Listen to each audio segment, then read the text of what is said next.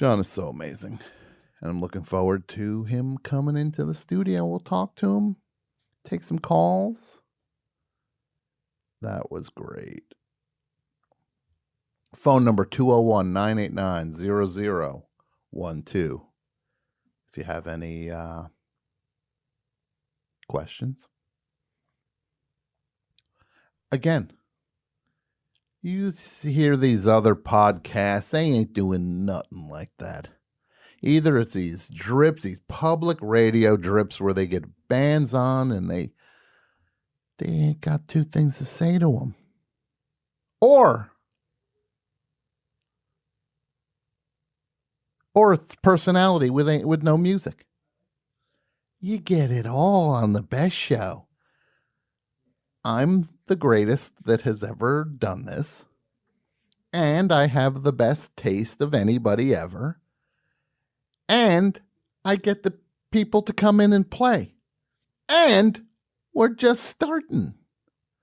You can't mess with this. There'll be these shows. I listen to half these shows. One's worse than the next. Seriously. Oh my God, look who it is.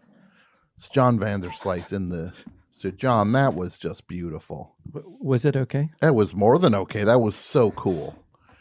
All that equipment. It's like you're like an equipment. It's like equipment porn, right? Well, yeah. I mean, unfortunately, it takes esoteric, expensive pieces of gear to make a lot of sounds. So.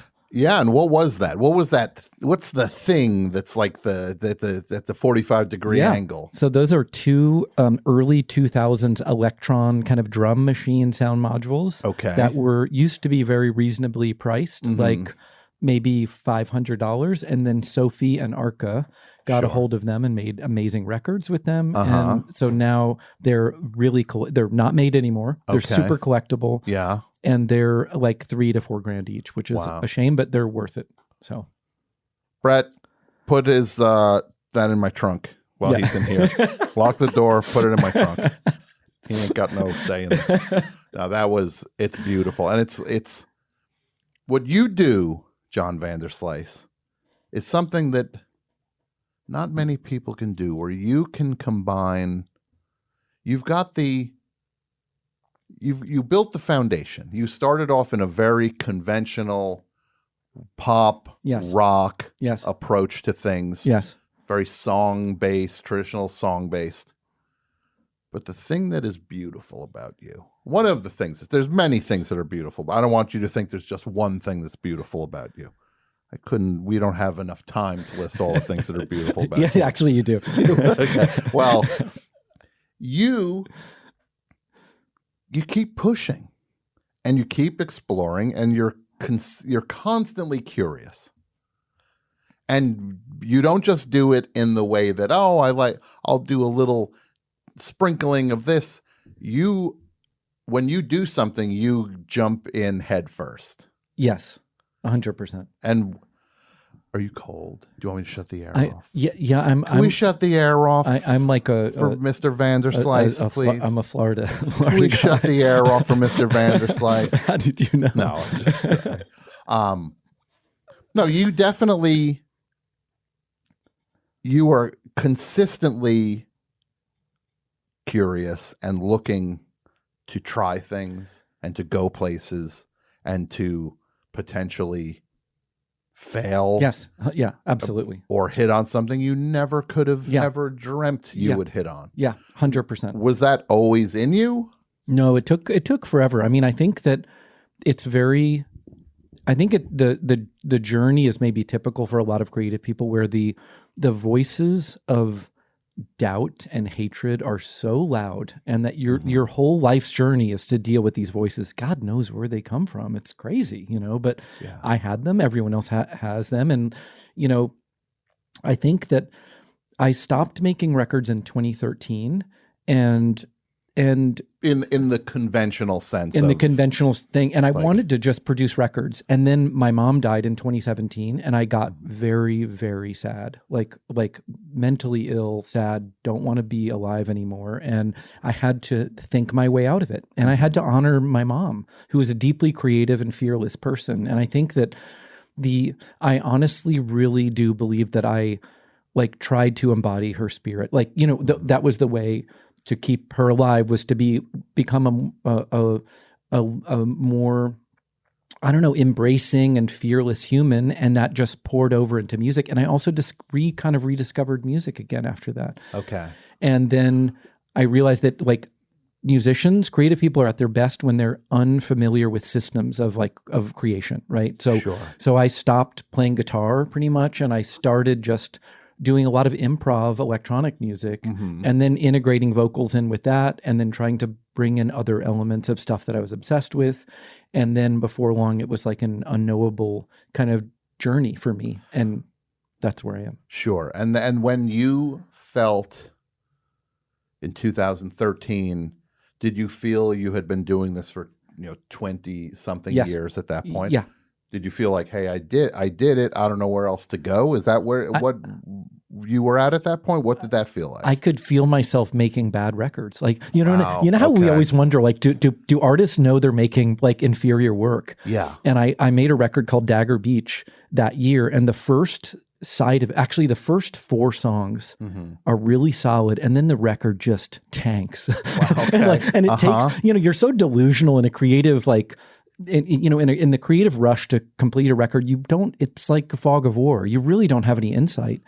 But after about 6 months, I listened to that record on a run. And I remember I was running in the hills of Miraloma Park in San Francisco, and I just stopped and I was like, man, this sucks. You know what I mean? But then I was like, thank God that I have this insight, because this is every artist that we know. Come on, everyone, the Kinks, Neil Young, it doesn't matter. Hits everyone. a point and they're out, but that means they're on the journey. They're on the journey. Because if you're on the journey, nobody's going to bat 1,000 on the journey. Yeah, 100%. I mean, I've been doing episodes of this show pretty much weekly since 2000. Yeah. With little pops in and out here and there. And there can be stretches where we've plateaued for a while. And that's when I just know it's like, I can feel it hopefully before the audience truly feels it. Yeah. Like I'm hoping I have the instinct to realize I need to change something around before the audience catches on to that we're coming up light here in the inspiration column, and shake things up, try new things, get rid of old things, and doing that has been the saving grace for the show. I could never have been doing it for as long as we've been doing it if I didn't just try to rattle the cage every once in a while and change some core elements. Yeah, and you moved. I mean, that was a profound change for the best show. That was in for every. I mean, it's in the logo. It's in the logo. Yes, there's a palm tree now. Yeah. It really, hearing you talk about this, it's not something that people want to talk about. It's a very scary thing to say. Yeah. I was off my game for this stretch. And I know where I was off my game. Yeah. I've been off my game in terms of when I'm in my writing career. I know when I'm not locked in and attuned to it. Yeah. And stuff's kind of okay, it's passable. Yeah. Like Dagger Beach, people, I'm gonna guess that you were you were seeing it as a portent of where you could end up more than your audience was throwing tomatoes at you because you did it. But you can see the way it feels for me is like I can see the seams on this thing. Yeah. And I can see the stitching is starting to come apart. Did anybody notice yet? Yeah. They didn't notice yet, Yeah. but I got to change something before they notice. Yeah. And that's what that feels like.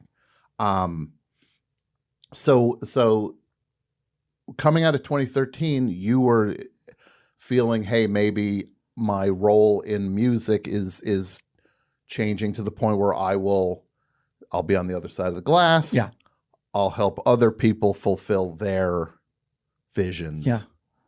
And was that a sad feeling? Was it a melancholy thing? It started like it started so happily. I was like, oh, I get to have friends now. I get to be at home. I get to be in San Francisco and stay put and like have some stability. And this is going to sound crazy, but the thing that got me, first off, I love being around bands. Bands are highly socialized, as you know. Like bands are they're just the most fun people to spend time with. Like I love bands. It's very rare that I'm not happy in a room full of musicians on micro to macro level. They're just all good people who have like there's so much collaborative energy that happens in music that I just find these people, a marvel.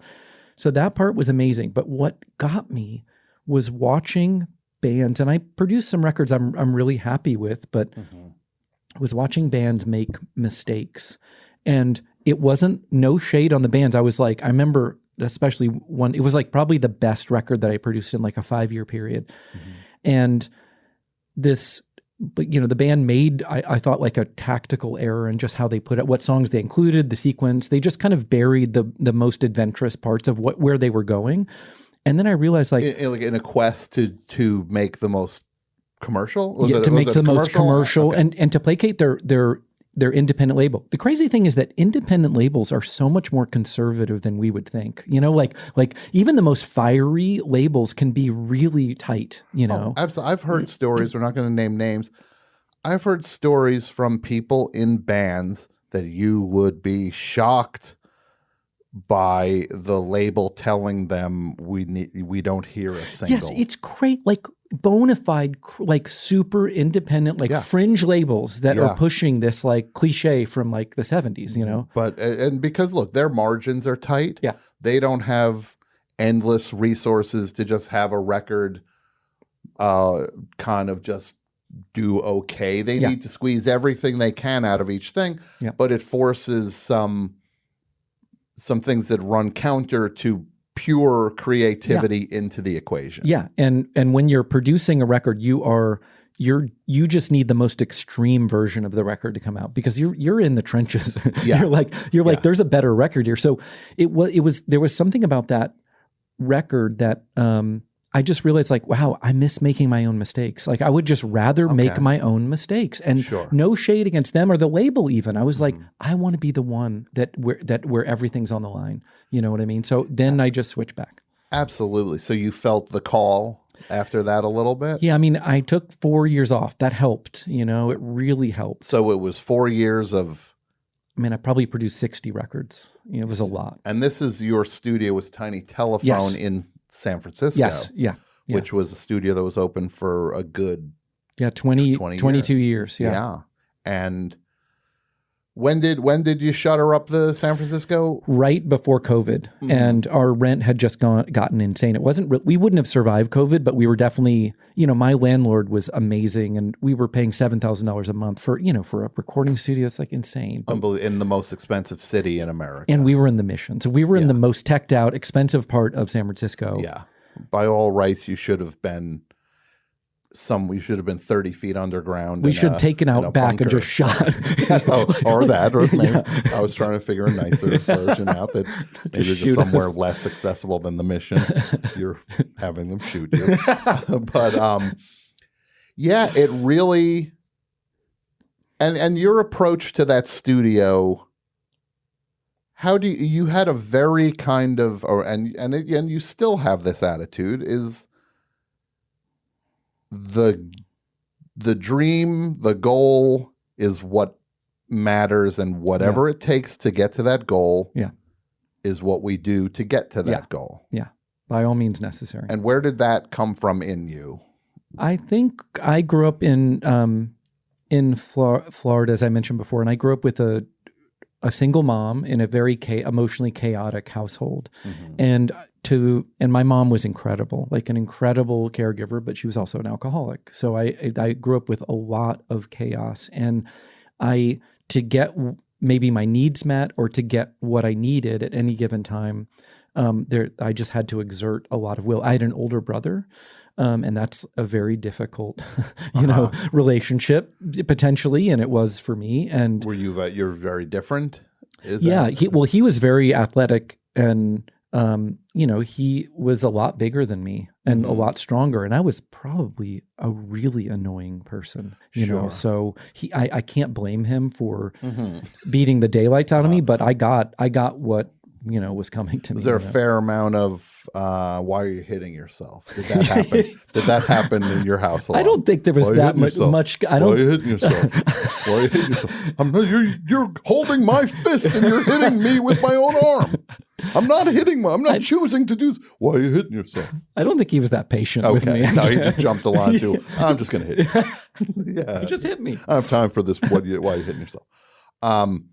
So there was kind of like a scrappy. Yes. Yeah. Scrappy. And I have a very similar thing in terms of self-employed small business family. Yes. And it's just like when it's bad, there's no safety net. Yeah.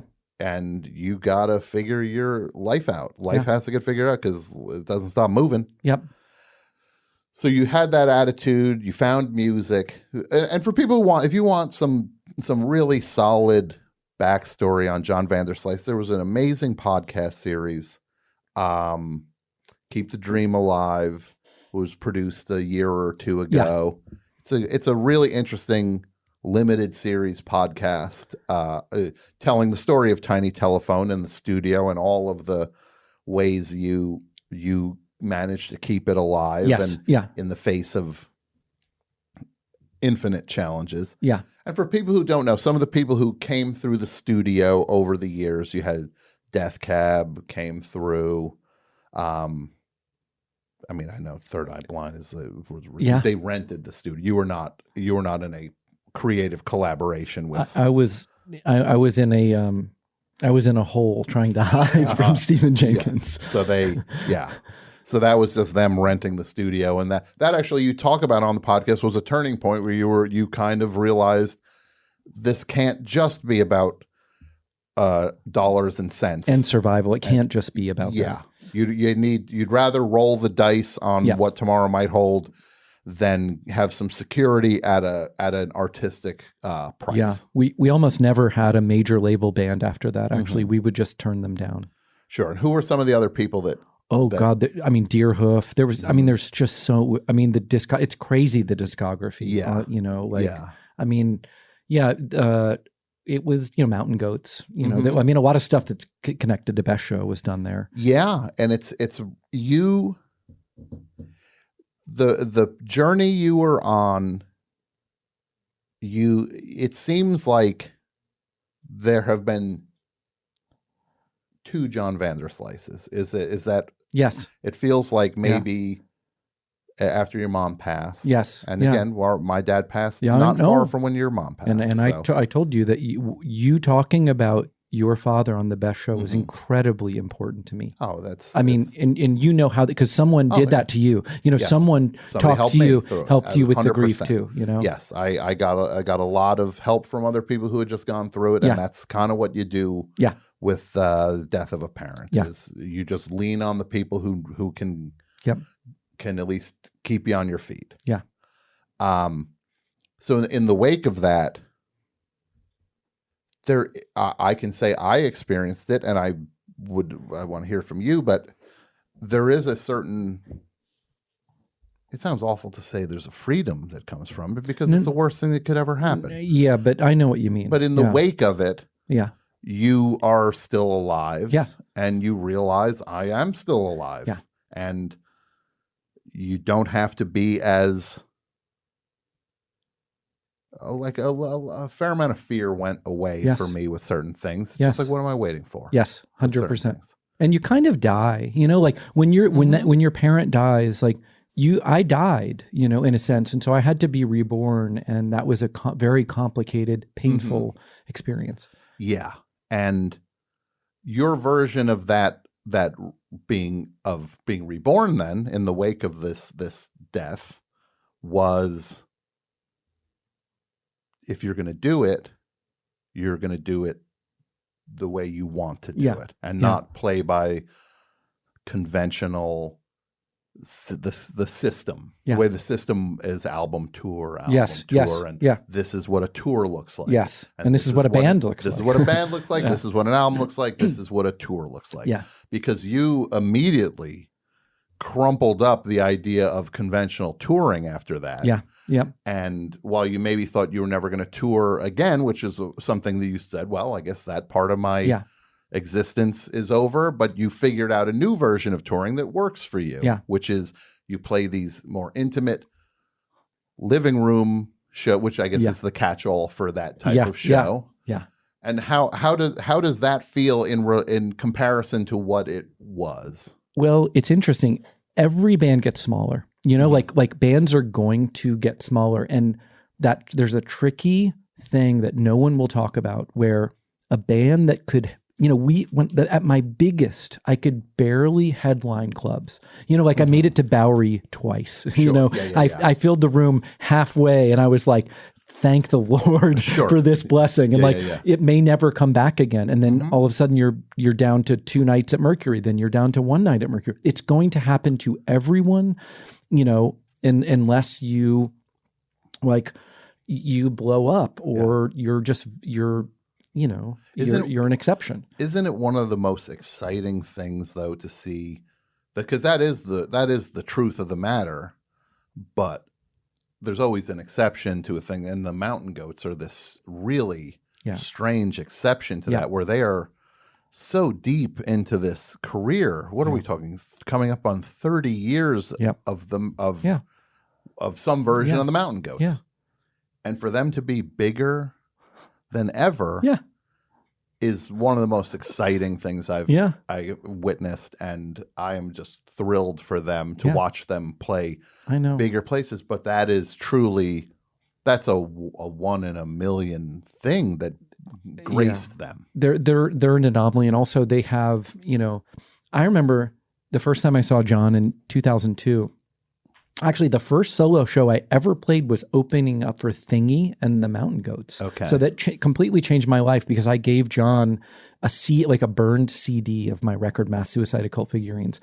And I think it was like, you know, like a demo thing. So I had my phone number on it. He called my cell number and left me a voicemail. And he's like, hey, I really like this record. And I you know, no one had...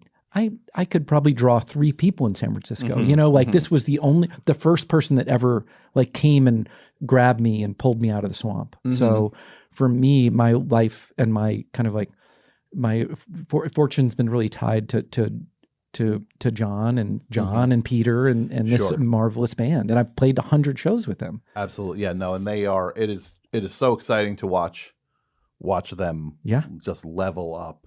At this stage in their career. And John's a novelist. It's crazy. No one does that. No, he's showing how deep the iceberg goes. Yes. Yep.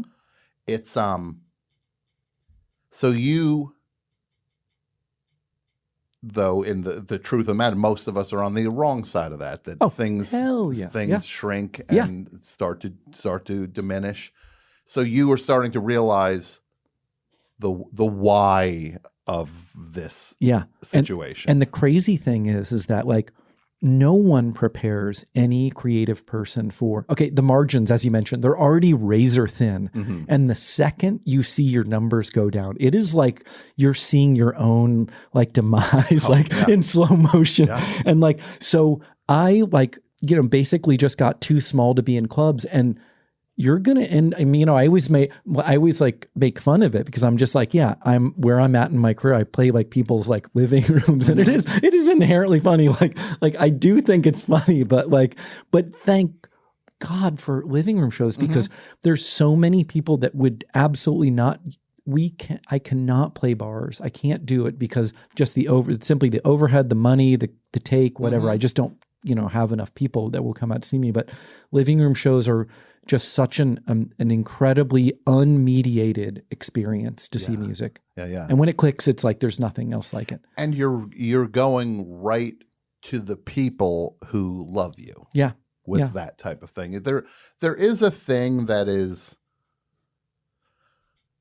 there's this kind of like, it's almost like a macho attitude where it's like, well, I want to be able to win anybody over. Yeah. Yep. Yeah. And there's just a point where it's like, what are you doing? It's so with that? tiring. That is, it's really tiring. that is just a game in your own head that you're going to probably lose and you're choosing to play. Yeah. The idea of, and it's in comedy where it's just like, well, true. And there's this macho attitude with these stand-ups where they're just like, a real stand-up can go into a room that anybody's in there and win them over. It's like, who cares? Yep. Yeah. You can do that. More power to you. It's like, oh, it's like a trick. It's like stacking cups or juggling that you can do that. It's just a weird glitch that you can do, that you can reach any. It's like, but what's better? Like, also just, why does that matter to reach anybody? I know. It's like, you want to reach the people that love you and that care about you. Make that, and you can grow that out. If people love you, then they tell other people, I love John Vanderslice. You should listen to this. Come to the next show. Yeah. It's in this guy's basement. It's in a hair salon. He might lock the door and it might be the end of our life. And that's not how these shows go. Just, almost all of them are completely, you're going to get out on the other side of it. No, I'm just, so the scrappy attitude, that's how the touring has evolved for you. Yes. The music, you've completely changed. Just from my perspective, for a producer, for somebody who has been so exacting in so many different ways, the most exciting thing you do now is you seem to be embracing just pure chaos, pure unknown. 100%. And you are fine smearing things now where you used to be pinpointing perfection. You're not chasing perfection anymore. It feels like you chase feeling now, and you 100%. Chase immediacy. Yeah.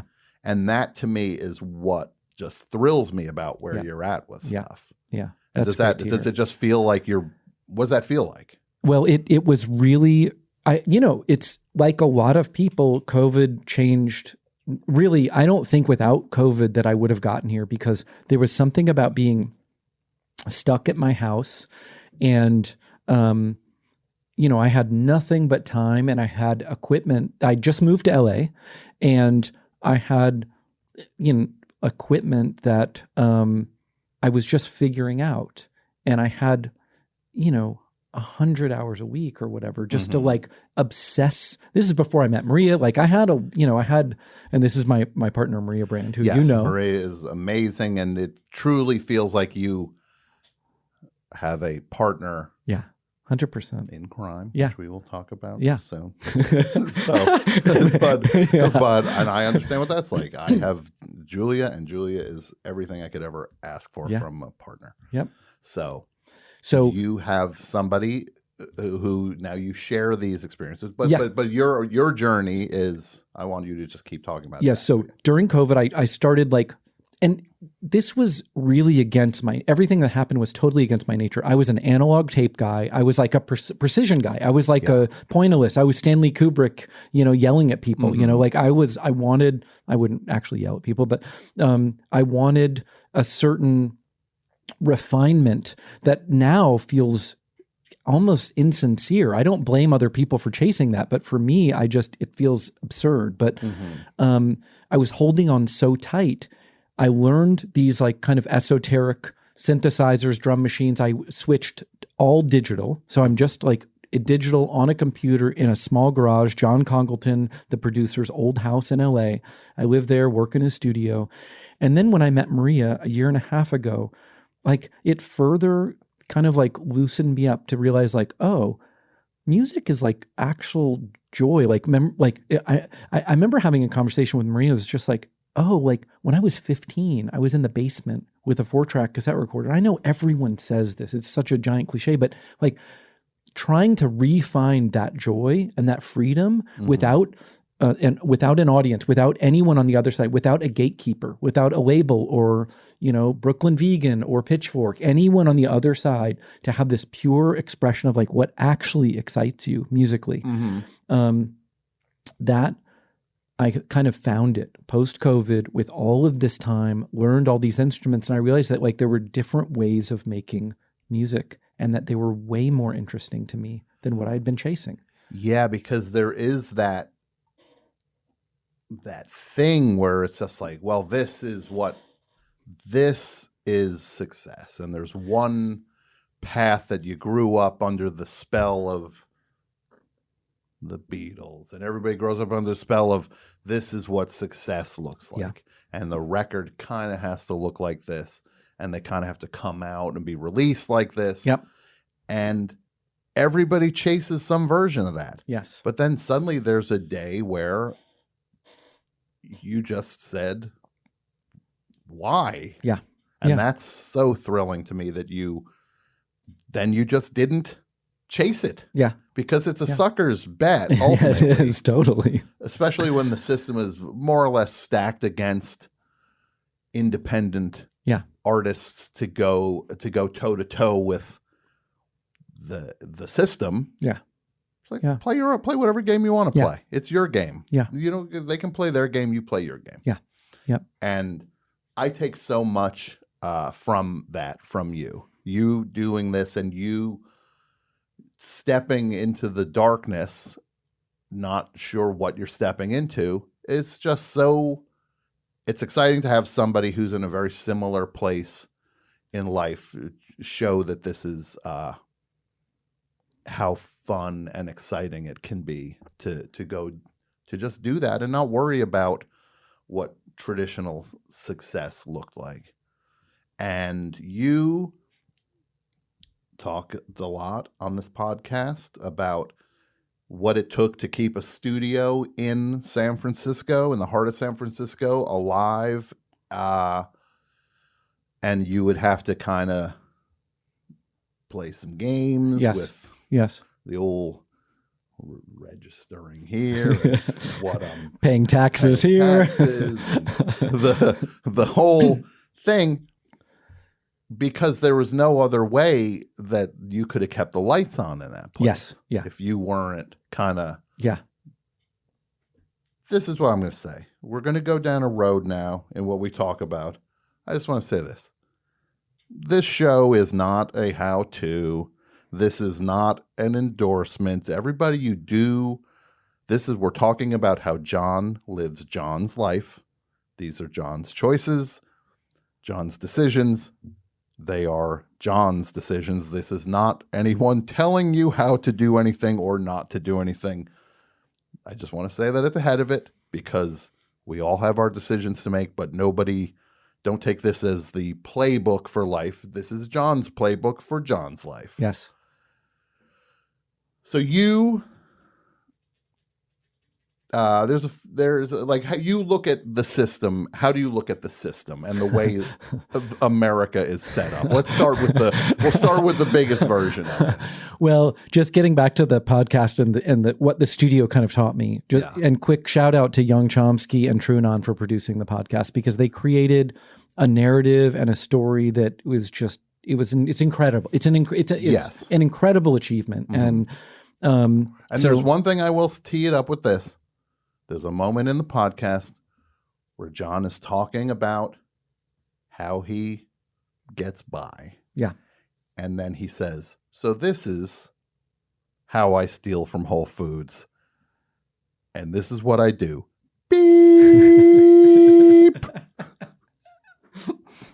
So tonight, there will be no beep. Unredacted. Yes, there will be no beeps tonight.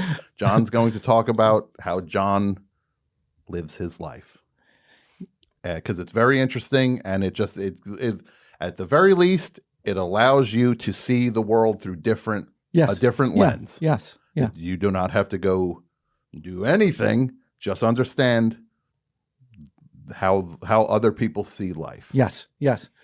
So I think that owning the studio, I think that when I started the studio in the beginning, I believed in the narrative of this country. I paid my taxes. I believed that more or less that the government was going to roughly provide for people. I mean, of course, I've like hard left, but within that constraint, I'm Like I believed that we're in an ordered, lawful society mostly. That this was a long time ago, 1992. So, and then the process of starting the studio and surviving. Tiny Telephone, there's still a Tiny Telephone Oakland, thank God, because that's how Maria and I live. Thank the Lord. But the San Francisco studios, we won. You know, we were a super successful business, and we could not survive. So I think that there was a process of like 22 years of like trying to sustain, existing in a city, that it became clear that you have to cheat. You have to like manipulate the system. And like Jared Kushner is going to get $132 million of, COVID money. And if you don't start looking at the world like that, it's all a setup, then you may not survive, especially if you're running an arts business. Sure. You know? The world is basically not set up to favor art and creativity. 100%. Yeah. This is not a country that has any sort of like Canada has a degree of support for artists. They support a touring artist. They look at it as, hey, you're spreading the art of our country to other countries. Yep. And that means something to us. Yeah. And that in America, that means literally zero to the American government. Yeah. So I learned just from running the studio to, that I just couldn't pay taxes. Like we would not have survived if I had paid taxes. And if we had, I had every scam in the book going. Like we had, in the podcast, I talk about how we had PG&E, the California Electric Company, show up and like, because I said that we were residents, and I like moved in an inflatable bed and like fake clothing racks and like, but there was a sitcom. It was a total sitcom. Yeah. And so I think that once I guess I got radicalized. I mean, I'm pretty anti-American, but I got radicalized from the experience of owning an art business for so long that when I moved to Los Angeles, I guess there's two ways for me to look at this, that I kind of kept these criminal ways going and maybe started honing them a bit, but maybe also I got addicted to certain, the certain like thrill of getting caught or getting away with something. And that I have always been a delinquent, like always, since I was a kid. I've always been a pyro freak. Like I've always been like, on the margins. Seeing the angles. You see the angles? Yes. Is that how it is? I'm serious. It's just like always. When you're in a store, for example, you're seeing different things than what other customers are seeing. Yeah. And maybe I'm broken, but I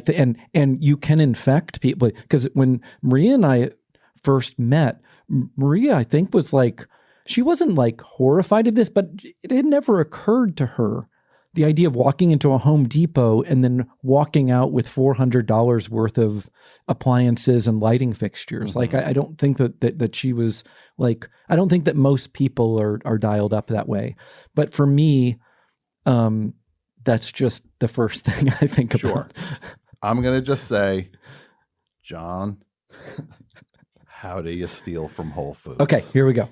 So first off, this is predicated on white privilege. This is a crazy racist country. A huge part of it is the idea that truth of the matter is a white guy doing these things or a white woman doing these things is going to most likely have a completely different experience 100% than anyone of color. 100%. So that is just built into that. We're not saying any of this in any sort of naive perspective. Yeah. It's just another testament to how awful the system is. And the police want to kill you if you're a POC. They want to. Exactly. Yeah, 100%. So this is how there are many variations on this theme, but the main part of stealing from Whole Foods is to be very, very bad at scanning your own groceries in the checkout line. And in the beginning, it feels crazy that you're doing this out in the open, because if you don't scan something, there's no beep, and you're used to hearing all these beeps. And what I've learned after, years and years of doing this is that there is an internal memo from Bezos that is basically like, let's not bust people in line because it's a vibe problem. So they call it shrinkage. They just let a certain amount of things go once in a while, maybe 1% of the time, Maria or I have been stopped. And the stop will be like, I'm sorry, but you didn't scan that item. And I'm just like an idiot. I pull out my So AirPods. how are you going into, give us the image of how you go into this. How are you presenting yourself? Okay. So I have 4 hats in my car. I buy the stupidest hats on eBay that I can. I have a Titleist golf hat. I have honestly the dumbest, just bro clothing that I can, just put on, and I put it on like right in the parking lot. I put in AirPods. I'll wear sometimes glasses that make me look just like a little bit more upstanding. I'll always hide my dyed hair because I don't want to be memorable. Sure. And I will always be listening to a podcast or music because then I feel like I'm more in the flow. So you're basically, correct me if I'm wrong, playing the role of a clueless, upwardly mobile, upper class white guy. Yes. Yeah. 100%. At Whole Foods. Yeah. Because Whole Foods preserves a vibe for that person. Yes. 100%. And they're willing to, allow you to do this because they don't want to hire. Bezos hates unionization. He hates labor. So however he can get people jammed through self-checkout. So I walk in, I never use a cart. I use a basket.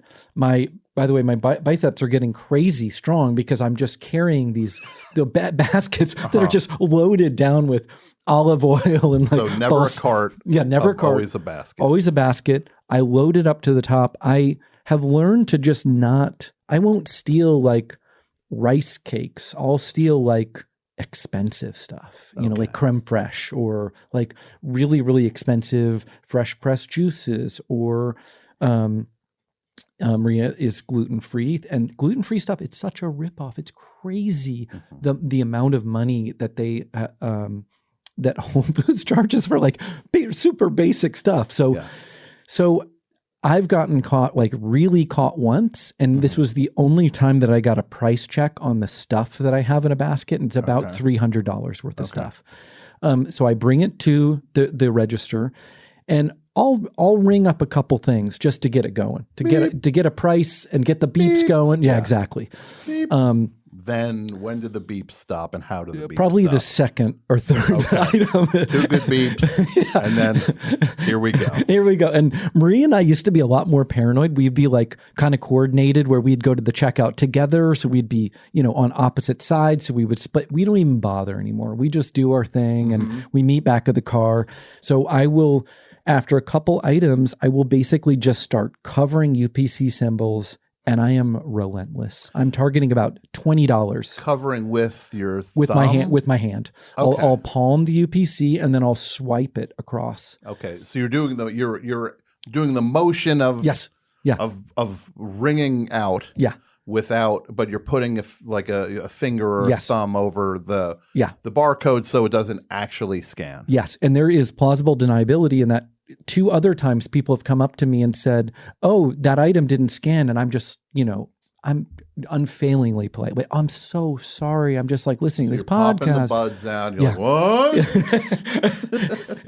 and Maria says I so overdo it that it's just the fakest acting because I'm not a good actor. But and then the coup de grace is that at the end, so I'll pay my $15, $20. I'll leave, and on the way out, I will grab a plant. So the last plant I got was $129 orchid, which is now in the middle of our living room. And so this is Whole Foods. You've done this.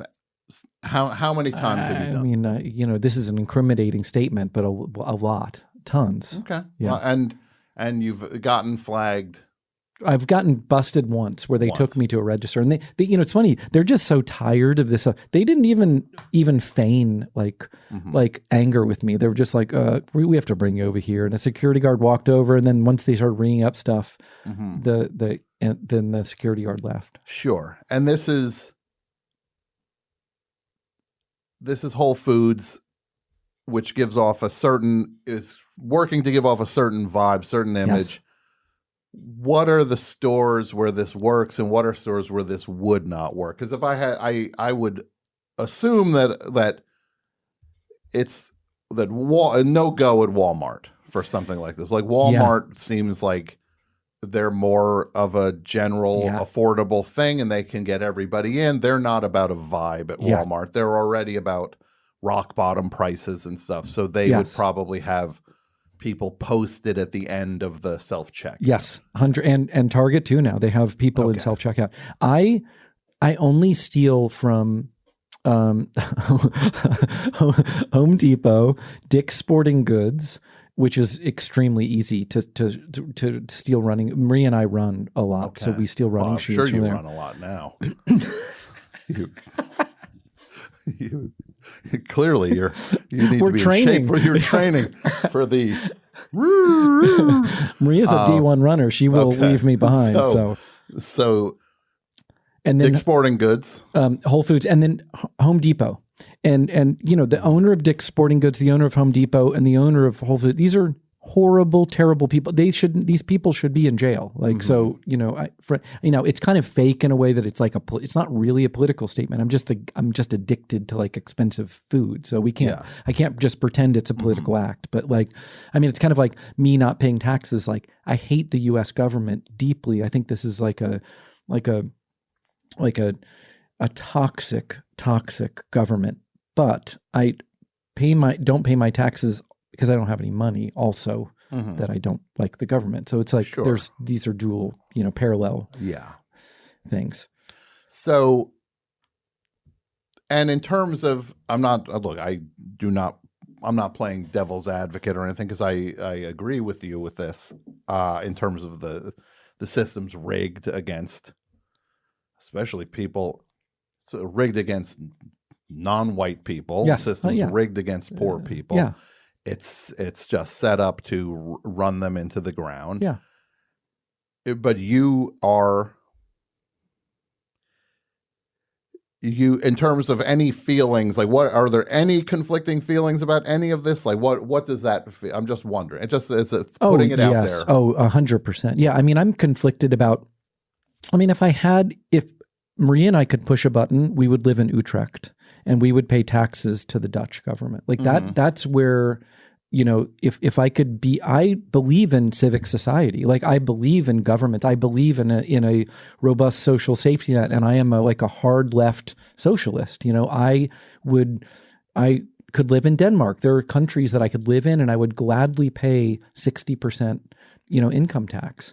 But because the system is set up to return that in terms of actually looking after the populace. Yeah, and it's NATO notwithstanding, it's like it is mostly not like a warmongering, crazy, politically maniacal country that is, creating a lot of problems in the world, to say the least. But I just don't feel that I want to give my money to the U.S. government, and I also don't know how you can live. I just this is a totally bifurcated society now. It's like either you have like a money hose of trust fund cash, just like washing over you, or you are barely surviving. It is insane. It is insane. And I tour. And it's only getting harder for people. It is crazy. Wages have been flat for 50 years.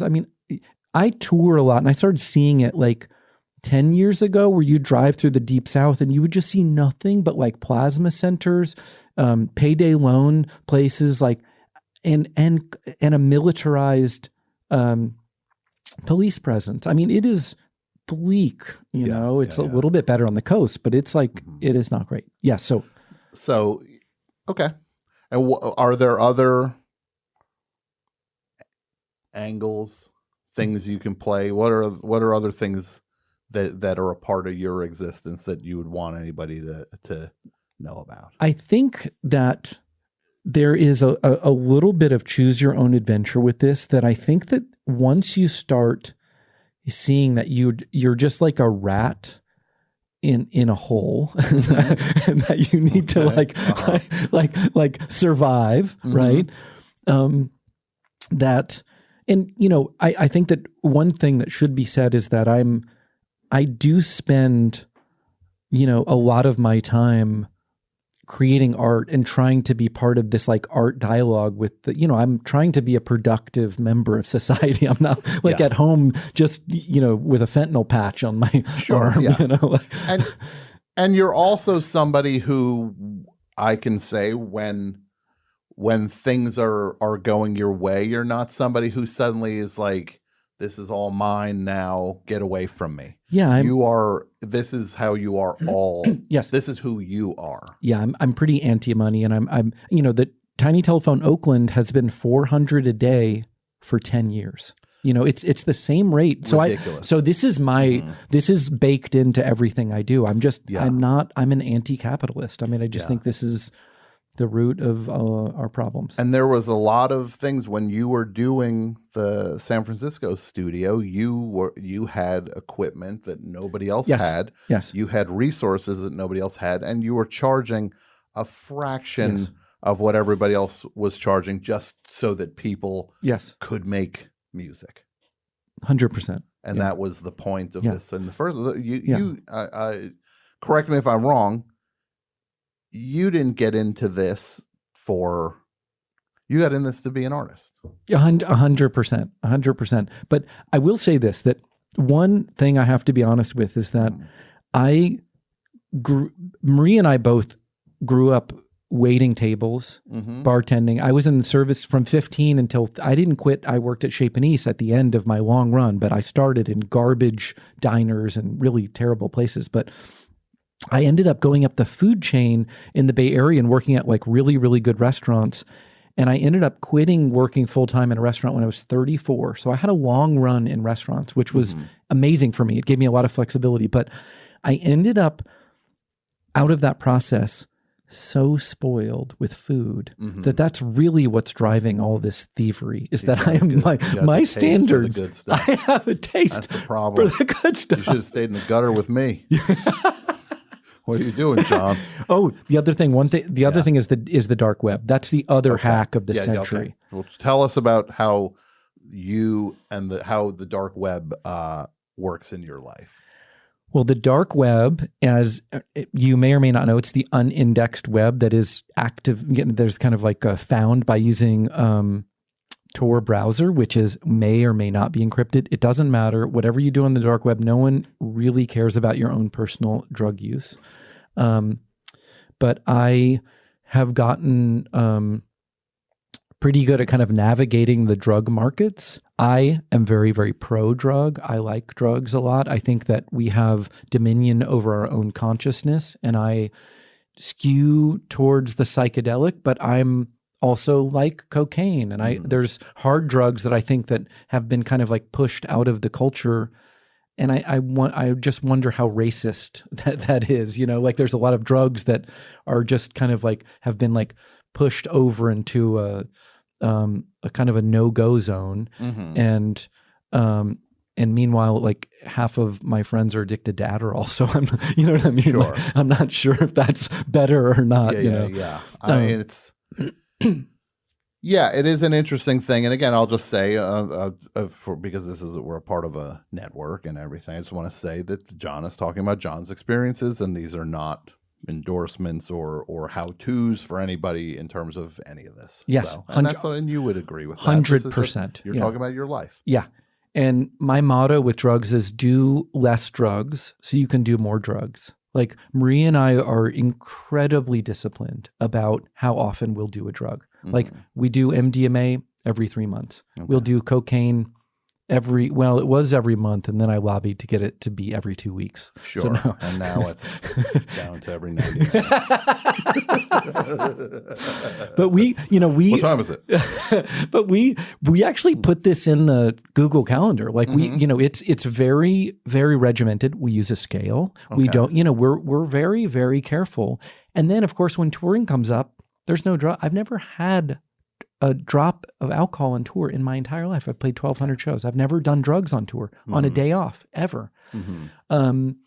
And so I believe, again, do less drugs so you can do more drugs. So the dark web allowed me to kind of take back drugs because I grew up really afraid. I had some really negative experiences in my early 20s, and I basically went straight edge for decades. I just didn't do anything. I maybe drank, but I didn't smoke weed. I was afraid of weed. I didn't do acid. I was afraid. I had a really, really bad mushroom trip, and it kind of like it rocked me. And I just went straight edge for decades. And then when the Silk Road started, I think it was like 2013, and this coincided when I stopped touring, it sounded insane. I was like, wait, Amazon of drugs? Like there's peer-reviewed dealers on the dark web? I got Bitcoin, and then the first purchase I made was a gram of opium that I got from Spain. And it was like one of the most magical experiences I've ever had in my life was smoking opium. And like, this was something where if you had asked me 6 months earlier, I would say, of course I'll never do drugs. Why would I ever do drugs? Like I wasn't even curious about it. And then I slowly started getting into kind of like experimenting based on, again, really that it's peer reviewed and on kind of like, an encrypted Tor browser. So it felt safer to me. I didn't have to like, network and find out how to get it. And people were posting up lab reports with tests of the drugs that they had. Like, I don't know. It really, really changed my life. And in terms of, I know it's like a chicken or the egg kind of thing, is like, now I'm sure everything's feeding the other thing where the music is, you're free to go where you want because you're free in other areas of your life, and you're not just playing by inherited rules. Yes. And that has impacted the music, and that's that freedom. There is such a fearlessness to you and the way you live your life that I find, even if we're not living the same life, you are a truly amazing person in the way you live your life and the way you are sharing the way you live your life. This is not some hidden away thing where you're putting across one image and you're living a different thing. You being one-to-one is truly beautiful. I find it admirable and beautiful. Maybe we could see if anybody wants to call. We could call the number 201-989-0012. We could take a few calls for John. And now tell us, what's the new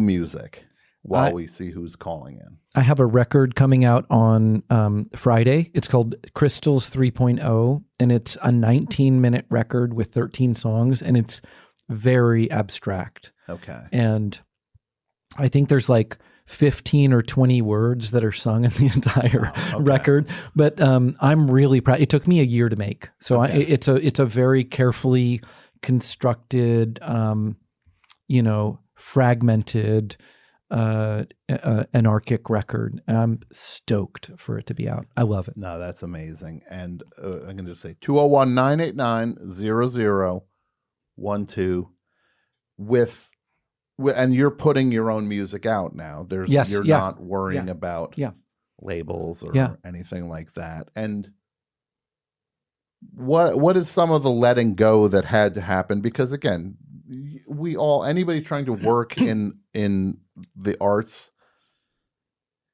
there are still these competitive rules that get put on us. Yes. Whether you even believed it or not. Yeah. these things get inherited, and Yes. suddenly there's competition where you weren't even looking for competition, and you're a part of the competition, whether you sought it out or not. What are some of the things in terms of the letting go of that?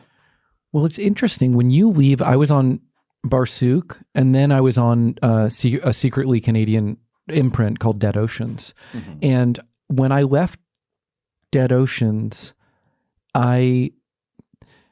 it's wild because the first like year I was stoked. And then when I put out my first record on my own, I was like, oh, I see why people are on labels. Like, like it's lonely. Like, you know, you have a gang behind you when you're on a label, and you certainly have like cultural enforcers. You know, you're more reviewed. Like people see it as a stamp of like, we should give this attention, and it, you know, I get it on a certain level. Like that doesn't really bum me out, but you get some things in return. So you definitely get the most important thing, I think, is you get speed, because when you're on a label, the thing that no one ever tells you is that you also get speed from the dark web also.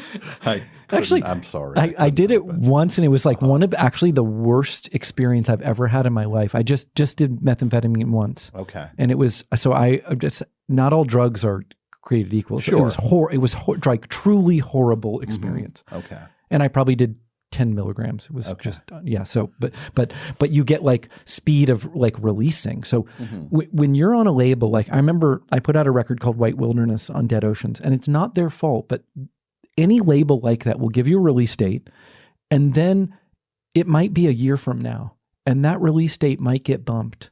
And let me tell you, there's no sadder moment, you know, for your artistic life than when you've been waiting for like, you know, 8 months These to go on windows tour. Yeah. Where it's like, well, if you don't have it done by April, it comes out next year. Yeah. And so you're just spinning your wheels. And so when you're on your own, you can just put out records over whenever you want on whatever terms you want. Because you could literally say, I'm going to record something tonight. Yes. And it's coming out tomorrow morning. Yes. Yep. And it's incredible. The same thing you would have recorded that could have taken 9 months to come out. Or 2 years. Yeah, because I had a very similar thing. Just doing my book I had a date I had to hit. Otherwise, we were looking at a whole like 8 months away from when the book would have come out, and it was already a year. It was going to take it took a year from when I finished that book to when it was published. Yeah. And that was because I hit that mark. Yeah. It would have been 18 months. Yeah, I know. And that is just one of the like when you're making this stuff, it's about spontaneity, and it's about the feeling and riding the feeling and taking advantage of that energy. Yeah. Yeah. And then to suddenly have it turn into a thing where might as well be like a money market fund sitting in a slowly gaining value. 0.75%. Yeah, exactly. It's just like, that's not the spirit. Okay, the number's 201-989-0012. Let's go to the phones. Hello. Welcome to the best show. Hello. Hello. Hi. It's Walter. It's Walter. Okay. Hello, Walter. I want to know where to get fentanyl. Okay, Walter. You shouldn't do fentanyl. You shouldn't do fentanyl. That's I mean, come on, man. I'm not doing it. Tighten it up, as Tom would say. Thank you, John. Right? Yeah. Get off my phone. Get off my phone. Yes, John. Walter. No, Walter. No.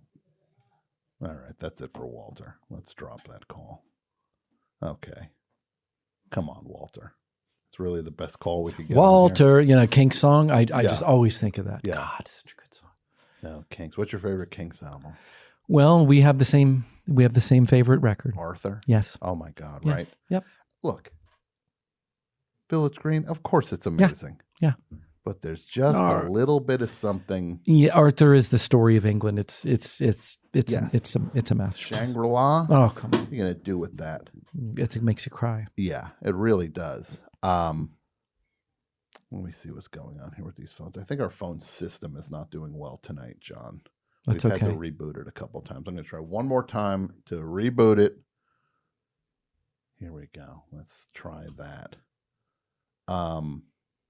We'll see what happens, but it's been pretty janky tonight.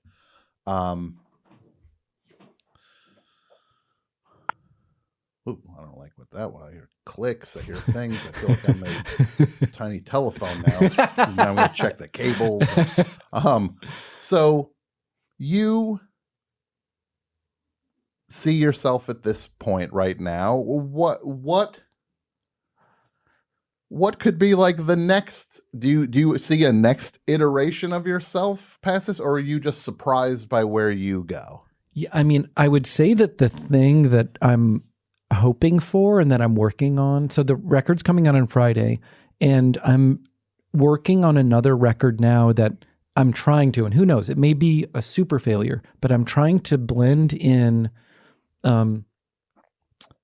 pure like singing, like lyrics, singing, song structures into this electronic fabric where it becomes a little bit unknowable, like it's kind of like the melding of two worlds. That is so exciting to me, because then you're bringing everything you learned to the table at the same time. It's not here's this record. Yeah. And then like that always drove me nuts. One of the things that drove me nuts more than anything, I thought it was so insulting actually. Yeah. When Beck he would have these records that they would like put asterisks next to. It's like, oh, this isn't a Beck record. Yeah. Like, because they were worried about the audience. Yeah. With it. It's like, how insulting is the idea that a record like Mutations, which is a legit record, just because it doesn't have funny samples all over it, they need to go like, oh, this is like, it's Beck, but it's not a Beck record or the K records. They needed to like put like One Foot in the Grave is one of the best records I know ever. And they've got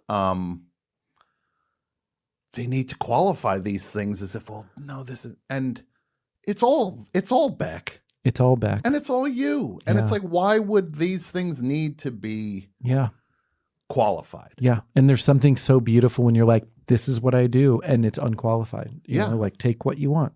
Yeah. You know? I mean, you think about Bruce Springsteen doing Nebraska. Yeah.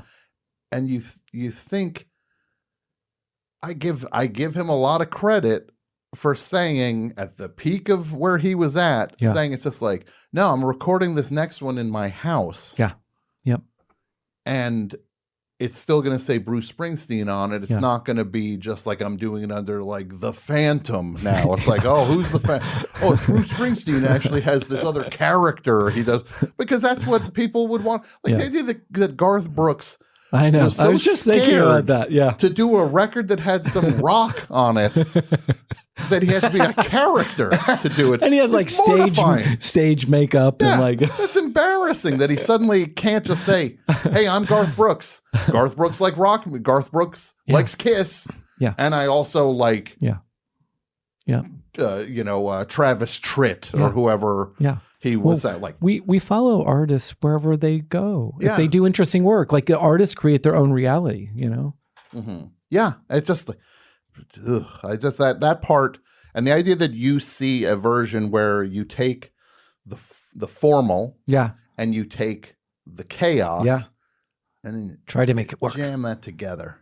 It's just beautiful. And John, you are just beautiful, and you're one of my heroes, and you're one of the best people I know. Oh, I love you, Tom. I love you. One of the best parts about being in Los Angeles is getting to share my life with you. I know, it's amazing. It's incredible. Yeah. No, you really are an inspiration, and you've kind of just give permission to a lot of people to do things the way they should do them. And that's the best thing I can say, is that's what you do. That is just a true gift. That's amazing to hear. So where can people find out about the shows? I'm kind of just mostly posting on Instagram. So I'm just John Vanderslice on Instagram, and they're all run through Undertow, which does just only house show tours. And it's just an East Coast tour, and it's starting next Wednesday night in Richmond, Virginia, and just going up the coast. And the record's out on Friday. Yeah. And also, if you want to go down a rabbit hole, you follow this guy on Instagram. If you ever want the internet summed up for you in one account, John is next level with if it's like, hey, I'm not on TikTok, well, just follow John. He will get you there. You don't need to be on it. Yeah. John will sum up TikTok for you. It's always videos of cops slipping. It's like it is a lot of police state stuff for sure. A lot of stuff with people laughing at cops. Yeah, 100%. It's no, you're just truly amazing, and I appreciate you coming and playing something so amazing for thank us. you. That was great. And everybody, if John's coming through, make a point of checking it out. And thank you for coming. Yeah, and shout out to Andrew for being incredible. Oh my God, thank you for saying that. I almost forgot. Andrew Gleason, our engineer, he killed it tonight. Amazing job. He killed it with this big Joni set we're going to hear next. Yeah. Andrew is your Andrew, if this was a competition, which it's not, if we had an employee of the month picture on the wall like a car dealership, your picture would be going up because the engineering is at such a high level. But the thing is, everybody's at a high level on the best show. Jason, Pat, Mike, Andrew, Brett, and Brett. Yeah, Brett B. And Brett D.